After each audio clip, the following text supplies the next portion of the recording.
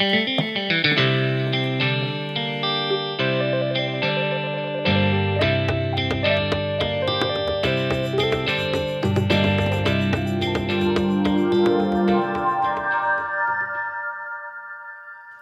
everyone, and welcome to the Honor the Feminine podcast. I'm your host, Shannon Ledford, and today we have Daniel Sowelu.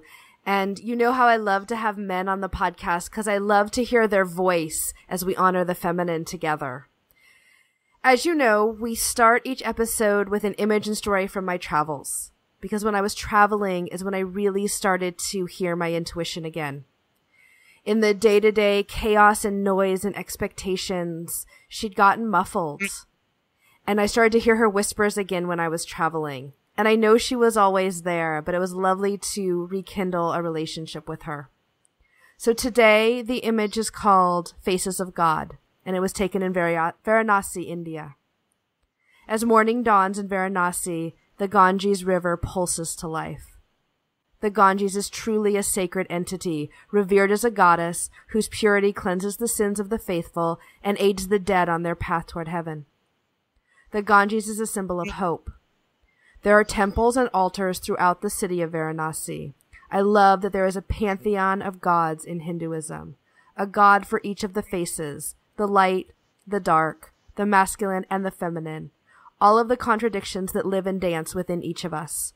And this is the image that reminds me of our guest today, Daniel Sowelu. Daniel, welcome. Thank you very much. Great pleasure to be invited to talk about the goddess and all her different forms. Yay! Oh, I'm so excited about this. So share yourself with us. Tell us about you. Well, first of all, I want to say how delighted you are that you've invoked Varanasi for me, because as you can see, I have a set of beads here which have Varanasi pearls and Rudraksha beads. The Rudraksha beads are sacred to Shiva, whereas the pearls are Mother Ganga.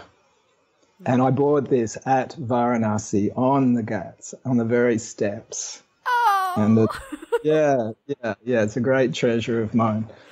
Well, and it really honors sacred masculine, which is what I especially loved about it too.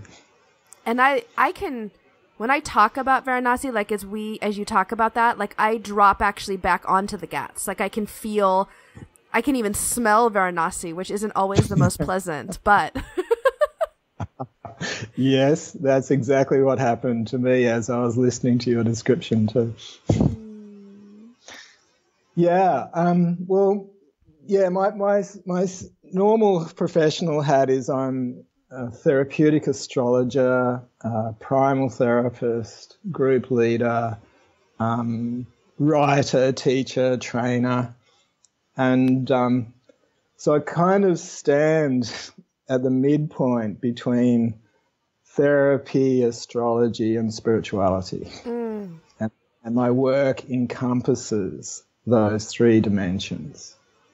And so I've got lots of different facets within what I do for work, most of which has been inspired by, I was incredibly lucky, like as a very naive 20-year-old, stumbled across this awesome meditation practice that was brought to the West by a master called Baba Muktananda.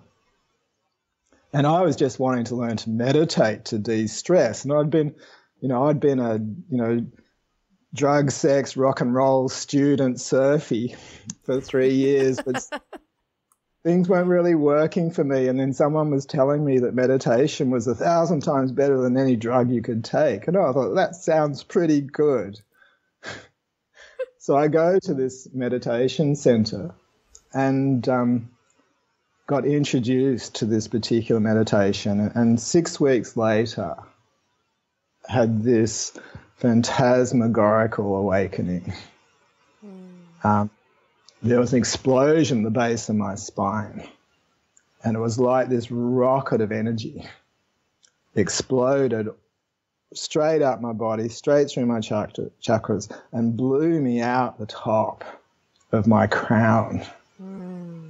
And I was expanding rapidly in a way that while I still had some self-awareness, that my being was incorporating bigger and bigger spaces of the universe. Mm-hmm. I actually felt myself expanding to become the universe, and which was just indescribable, but it was also incredibly scary too, because it happened so quickly, so unexpectedly, so radically. Yeah, and so my question becomes like, how do you integrate that?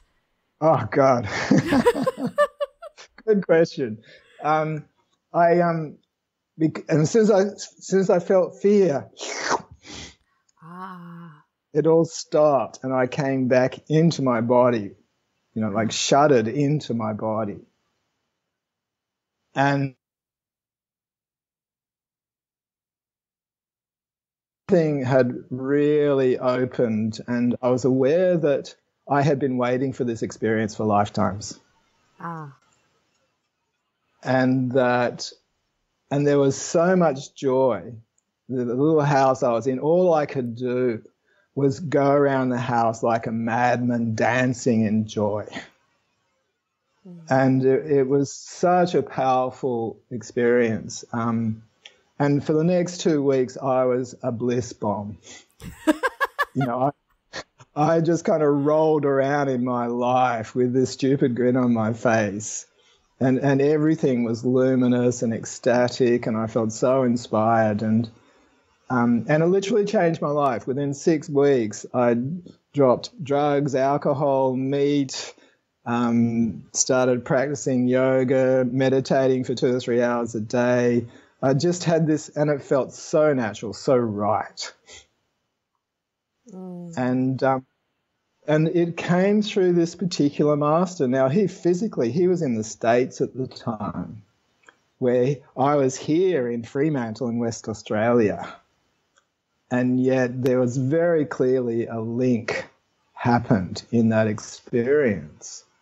And then he started visiting me in my dreams and teaching me and taking me astral traveling, and this unbelievable love bond, a love that I had never experienced in my life for anyone, got created between me and this funny Indian man who I'd never met. Anyhow, I did get to spend some time with him just before he died in the States in about 1981.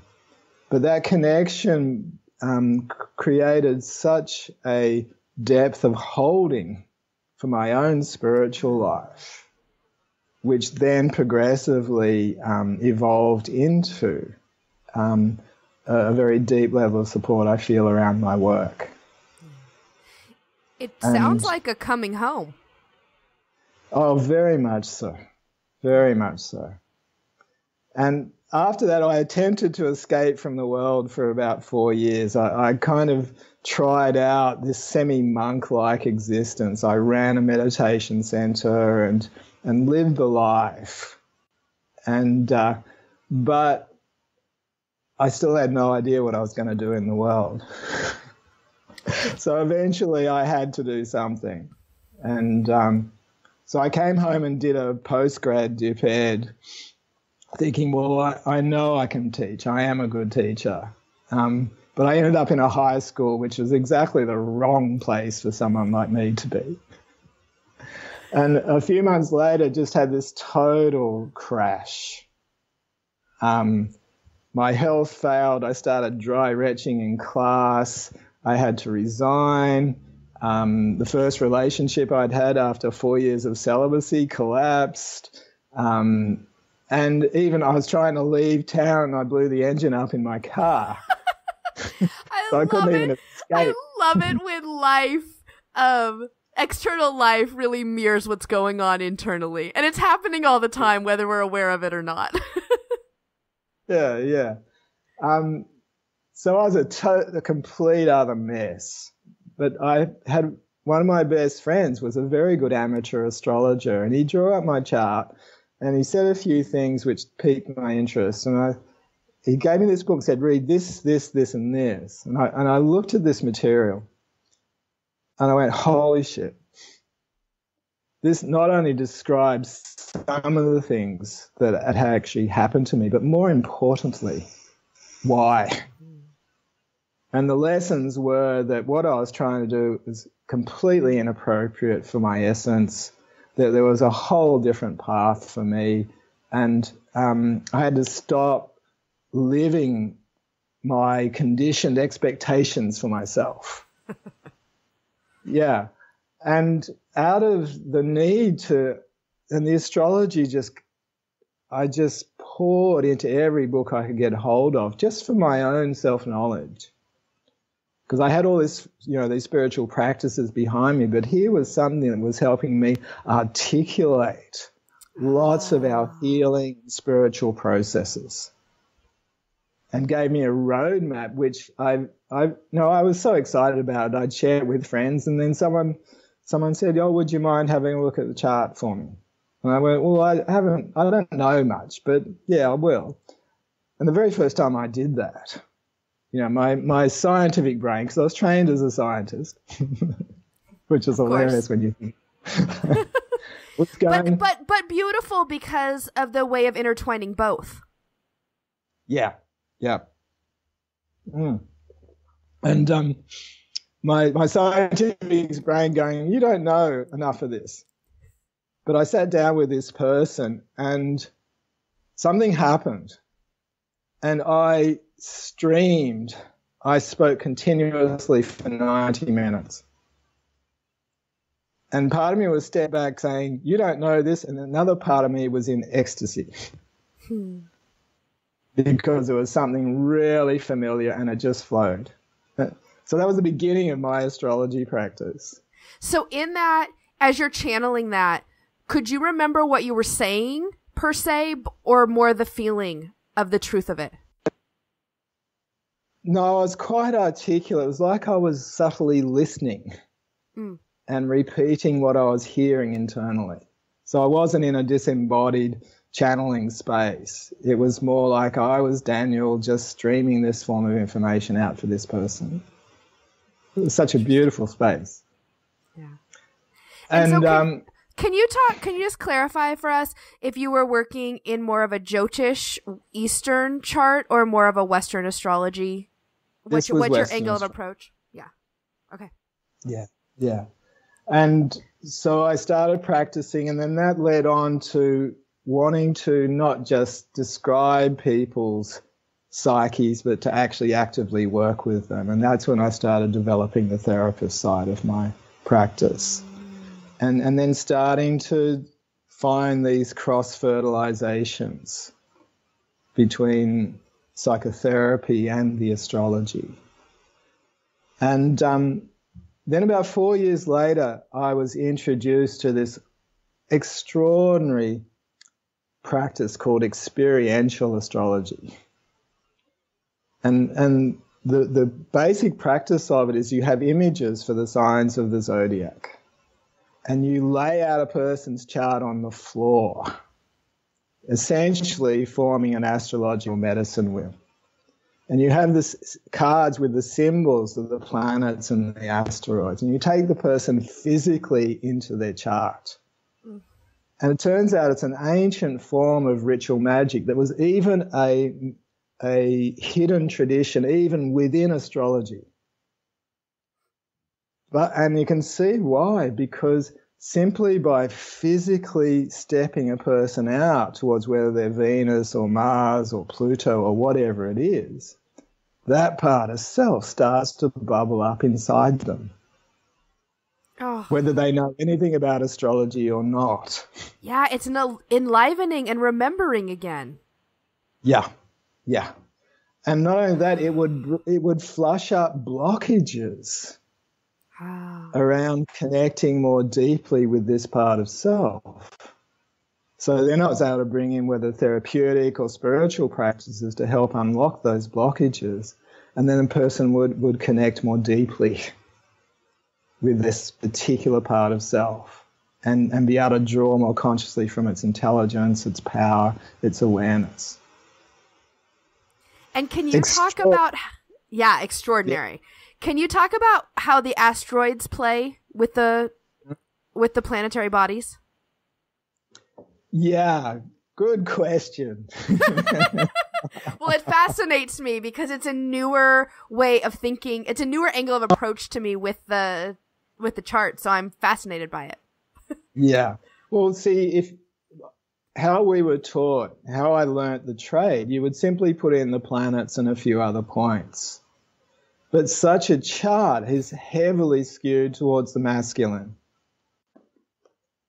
And whereas in the last 60, 70 years, just as feminism is emerging, this body of knowledge starts to emerge, equating the major and some of the minor asteroids with the different faces of the re-emerging feminine. So even if you bring in the 4 major goddess asteroids who are named after Pallas, Juno, Vesta, and Ceres, that brings any chart into a much more realistic balance of masculine and feminine. And we're all so intertwined with the sacred masculine and divine feminine within us. Yes. So, and with this experiential astrology, for instance, you can help someone connect more deeply with that previously disconnected aspect of the feminine.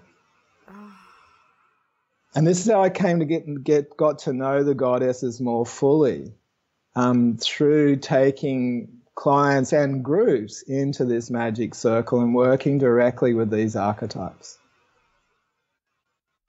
And this, without any planning, has actually become a major part of my practice, is the reclamation of the sacred feminine, and then stepping that towards working with the sacred marriage. Oh. Which I feel so privileged to be able to do. Yeah, and I feel like the work of divine union is where a lot of work is heading now, because the feminine has really bubbled up and is finding her space, and is starting to radiate out, and the divine union is sort of that next step that really enhances the power in all of us. Yes. Now, that's actually been a collective thing the last couple of years, because there's actually a Shiva asteroid talking about the sacred marriage, the highest expression of the sacred marriage. There are also asteroids for Kali and Parvati. Yeah, I mean, if Kali didn't have an asteroid, something would be very wrong. I mean, she would be up in arms. She would not be happy.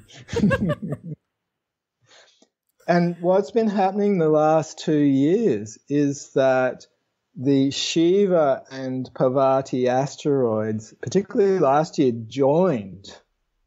They came together in the collective and stayed together for most of last year.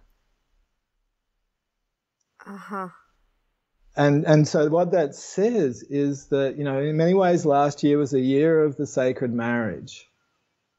And that will push all of us to work on blockages around our intimacy issues, blockages around our sexuality, and to make more conscious connections between our spirituality and our sacred sexuality.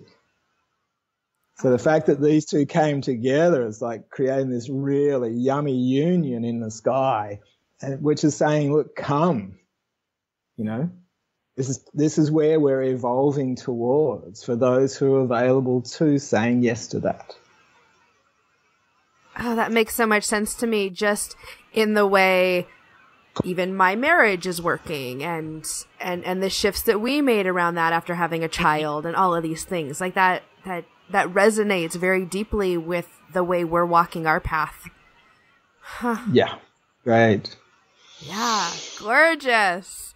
Yeah, and I have had, I've had my Jyotish chart read, I've had my Western astrology chart read, but the idea of stepping into my chart, we're going to do that together at some point, because that just sounds magnificent to me. Even having that access point and having a number of those tools, like some of that roadmap that is so invaluable in my life, but the stepping into it feels like it takes it to a whole new level. It does. It does. Because, astrology can be a very cerebral, analytic, symbolic way of working, and which is not particularly well embodied. Whereas, here is a practice that allows you to experience the energy of these particular parts of self within not just your physical body, but your subtle bodies as well. And whenever you do that, as I said, it elicits these automatic healing experiences. And, so it is an extraordinary kind of magical technique. And it actually provided the linchpin that I've been trying to create all my professional life between, spirituality, astrology, and psychotherapy. Yeah. Yeah. That's beautiful. So can we switch gears a little bit, and can you talk to me? So in your 20s, you start meditating, you're having this deep communion with yourself, your spirit coming home, and Muktananda, right? Yeah. Yeah.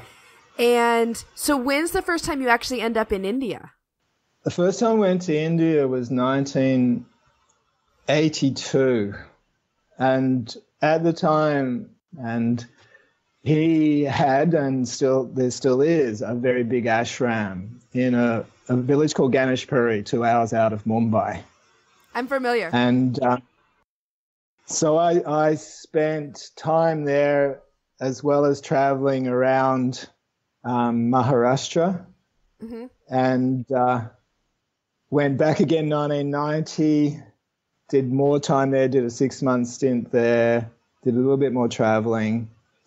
Went back in 1999, got married to an Australian on the Ganges in Rishikesh. Uh-huh. Yeah, gorgeous semi-Vedic ceremony, the saris, the henna, the whole deal. It was just magnificent. I actually had a Vedic wedding in the States at a Shiva temple true. here. Yeah. My husband and I got married in a Vedic ceremony in the hills above Asheville, North Carolina, at a Shiva temple. Oh, the henna, the sari, the whole thing. It's so rich, isn't it? Oh. So incredibly rich.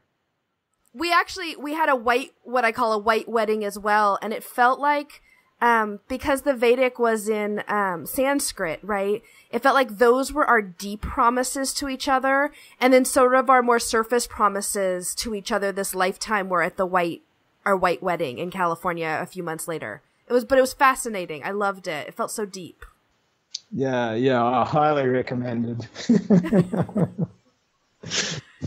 And really honoring the sacred marriage, because as you know, like the bride wears red, and red is the color of the Shakti, whereas the bridegroom wears white and embodies Shiva.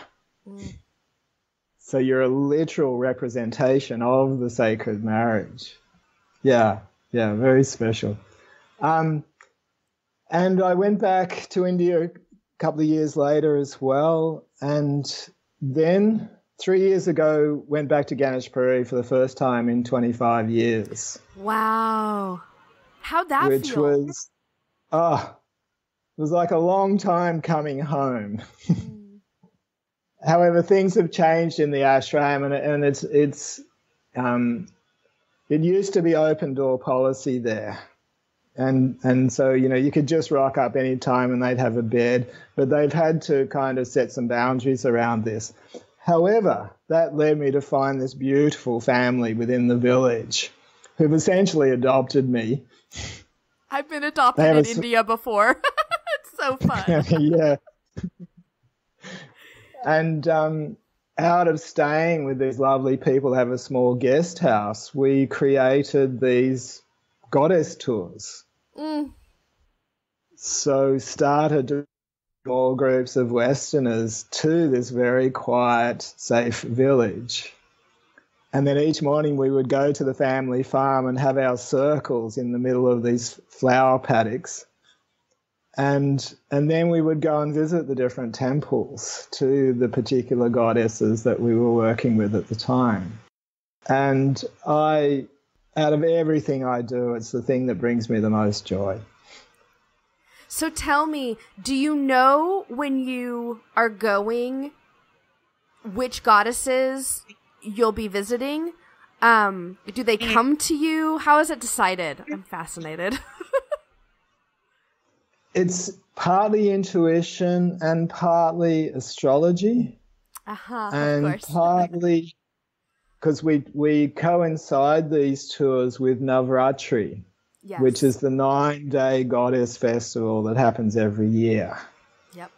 And Navratri honors Durga as the Great Mother, but also the other goddesses of Kali, Sarasvati, Parvati, etc.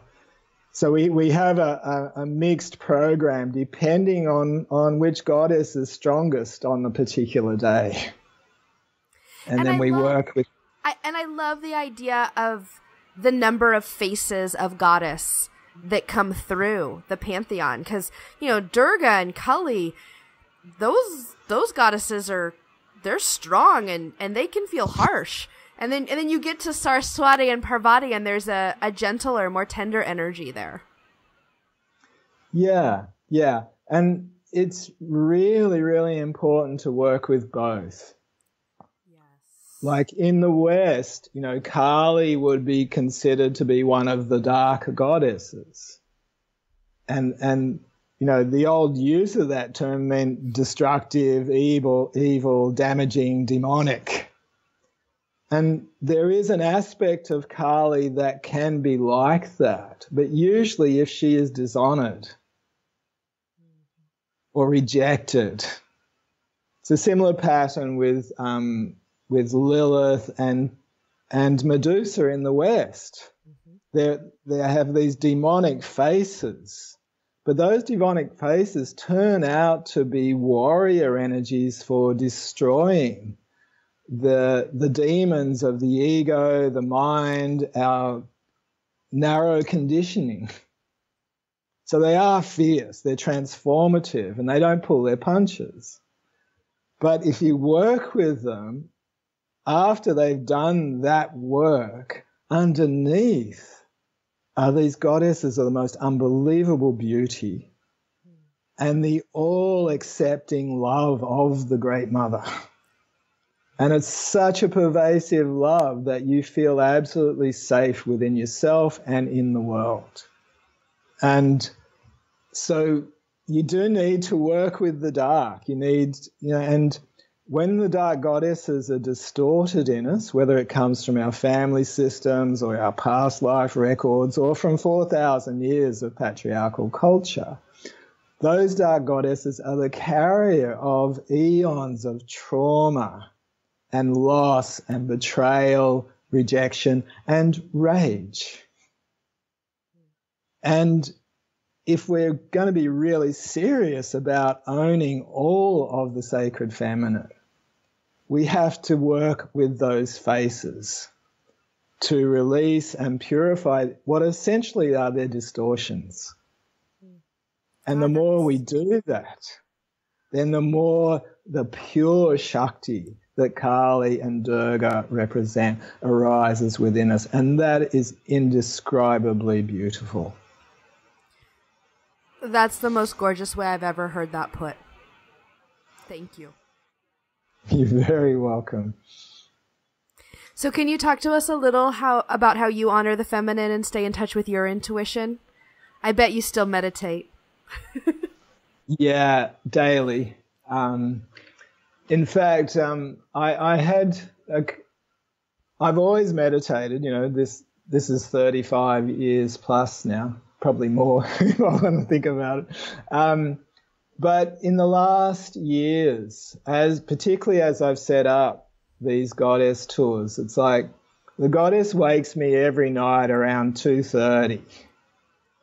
And she won't let me go back to sleep unless I formally sit up and meditate. And there'll be a particular goddess that shows up intuitively. And, I've collected, mantras and spiritual practices for each of the main Shakti goddesses. So, yeah, every early morning I do that. And that keeps me not just connected, but it also enhances my own healing and transformative processes. Like even preparing to do this, I was really excited about doing this with you. But during the night, it's like Lilith arose and said, I need some help and I'm going to push you. So she brought up a lot of ancestral stuff in me, which I was able to work with in a way that now allows me to be clearer now that I'm sitting here with you. So, it's a way that I keep connected on a day-to-day level. But the other really fundamental things are just about staying connected to my feelings. What am I actually feeling? One of my teachers made a great statement. He said, all your emotions are Shaktis. They are emanations of the goddess. If you deny or bury or ignore an emotion, you're betraying the goddess in you. So give yourself permission to feel your feelings. What you do with them is up to your discrimination, but honor the goddess by feeling your feelings. Yeah, that's such potent medicine, isn't it? To really feel it, to not bypass it, to not put it away over here. And some of that for me is about being willing to step into some of that darkness that we're talking about instead of avoiding it. Yeah. And, talking about the darkness, like in a therapeutic context, it's like the ideal is that we have safe places where we can just go down on the floor with lots of mattresses and cushions and hopefully, someone holding the space and just letting ourselves feel the energies in our body more fully. And the more we can do that, then these organic goddesses of healing and awakening can start to ripple through us and support us to be able to express and release whatever toxicity we carry, whether it's from the family system, whether from collective origins, whatever. And that is such important work. And unfortunately, a lot of spiritual practices and a lot of therapeutic practices avoid going into that really primal, organic place, which is the place of Kali and Durga. But it's also the core of our psychospiritual, psychosexual core of the life force in its purity. So if we lock up those goddesses, we miss out on our core Shakti. And that has awesome implications, unfortunately negative for most of the aspects of our life. Yeah. I mean, I think there's this, but I just want to be in the love and light because that feels lovely. But there's work. Excuse me while I feel like throwing up. Yeah. Well, and my work over the last probably 9 months really in-depthly has been to really feel physiologically more into my womb space. And so that's taken me on that dark journey that you're talking about, more of the dark and embracing that and not shying away from it and not fearing the destroyer, because what's being destroyed is going to serve me. It's going to serve me well as that gets destroyed. And I can feel that now in a way I hadn't in the past. Absolutely. And it's a natural progression if you're really open to what the goddess speaks to us intuitively. I kind of laugh at the light and love school. It is beautiful in itself. And a lot of us in the early stages, we have our initial openings or we connect with our healing capacity and we go, yes, okay, this is my life, and they'll go for it. However, a lot of people gravitate towards whether it's the light and love school or the upper chakra spirituality school, which can produce fantastic experiences of joy and bliss, but is rather disembodied. Because the unconscious aspect of it is a lot of people are subconsciously avoiding the lower chakra energies and therefore avoiding the deeper layers of the goddess within themselves. And it is scary going down there, because this is where we carry a lot of this ancestral crap and trauma and pain and very scary levels of rage. Yes. Which are not necessarily our own, but accumulated over generations, for instance. It's so important to do so, because as we clear that old debris, the distortions, then Kali and Durga and Lilith and Medusa turn very happy and joyous and fuel our sexuality and our spirituality in ways that we could not possibly describe. And for those, and this is a good point for those of us who struggle to, we know we're spiritually gifted, but we struggle with actually manifesting it in the world. Whereas as you awaken these goddesses and they in turn awaken you, then it fuels our upper chakra gifts to be more powerful and more manifestable in the world. Yes. Oh, on that note, that is so powerful. Oh. Are you ready for the random questions? Yeah, sure. I almost hate to go here because everything's been so powerful. I'm like, yes, and so beautifully stated today. So our first random question is, if you could sit down with any woman, alive or dead, for a chat and tea, who would it be? Marianne Williamson. Ah, beautiful. Yeah. And what I love about Marianne is that she is a very pure embodiment of healed Lilith energy. Ah. She owns that warrior goddess who is an impassioned activist for equality, respect, the truth. And a lot of the dark goddesses there's a lot of sword symbolism around them, as you know. Now, if you're carrying a lot of unhealed and unconscious rage or trauma and you try and wield that sword, it's going to come out badly for you and anyone else that gets exposed to that. I have no idea what you're talking about. Yes. Whereas as you do more and more of the healing and purification work, then you're able to use this sort of discrimination surgically, but with great heart and great love. And if you watch any of Marianne's, particularly the stuff she does spontaneously, it's like she is so clean with that sword that she can speak the absolute truth, which would annihilate the average person's ego. But it comes with such love that you can receive it. It might ouch, but you get it. And that's incredibly artful as a facilitator, as a teacher, as a leader. And she's sassy, and she's just so free. And the knowledge streams through her. But it's not disembodied. She's in her body. She's a juicy woman. And she has this extraordinary capacity. So, yeah, I'd love to hang out with her for a bit.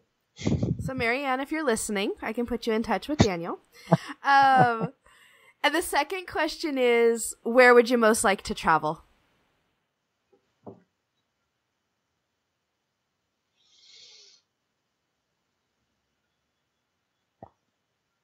Oh, that's really hard. I love how it's easy to pick any woman from Alive or Dead, but I ask you to pick a travel destination and it's hard. I love it. I would love to walk through Tibet. Yes.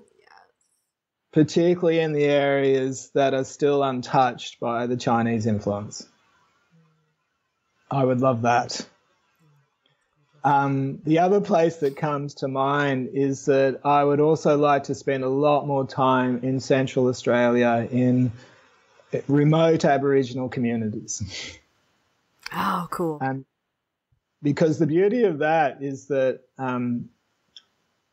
we're so lucky here in Australia. You know, Aboriginal spirituality has 60,000-year-old intact lines of medicine women and medicine men.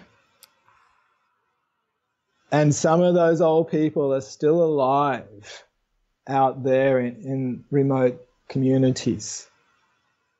And they're part of what in the West we would call the Hecate traditions or the Chiron traditions.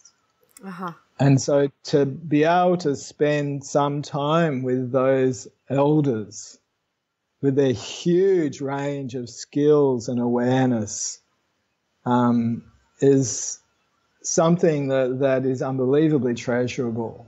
And unfortunately, those old people are dying out. So that's another place I'm wanting to spend more time with. I have had some connections there, and they have been life-changing. Yeah, that feels so potent. Yeah. So how do we reach out and connect with you? And tell us when the next goddess tour is in India. Give us all the goods. Okay. My website is the Sacred Law Firm, which is both a serious name and a big tongue-in-cheek at the same time. Which I that's the best way to get hold of me.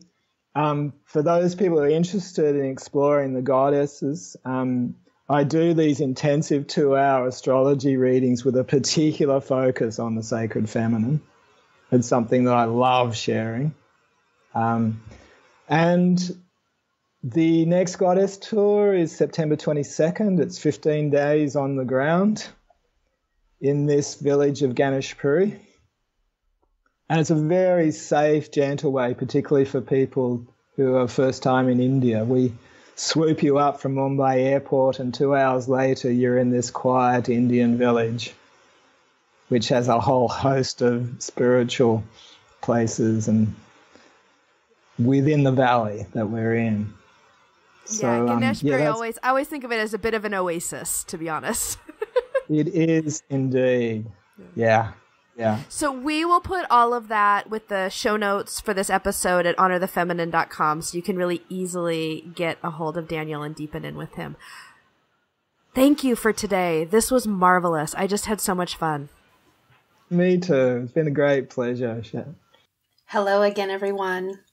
I loved being with Daniel. He actually blows my mind. He's so attuned to magic and to all the aspects of the goddess, both the light and the dark, which I think is just so important to feel into and to really acknowledge all the aspects of the goddess as we acknowledge all the aspects within each of us.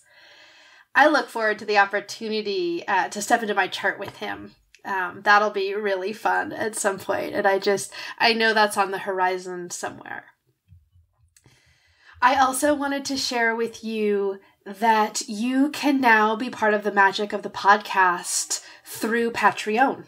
So we have a new way to show your love and support for the podcast, and you can go over to Patreon, patreon.com/honorthefeminine. And there you can see all the fun ways to become part of the magic on a monthly basis. We also have our sacred space on Facebook at Honor the Feminine Daily.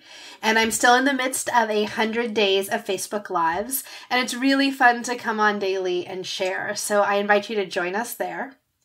And please subscribe to the podcast so that you don't miss any of our upcoming episodes. I've actually just listened to the episodes that are coming in the next 4 weeks. I've re-listened to them, and there's so much magic that I'm so excited to continue to share these amazing women in my life. All right, everyone, have a beautiful day.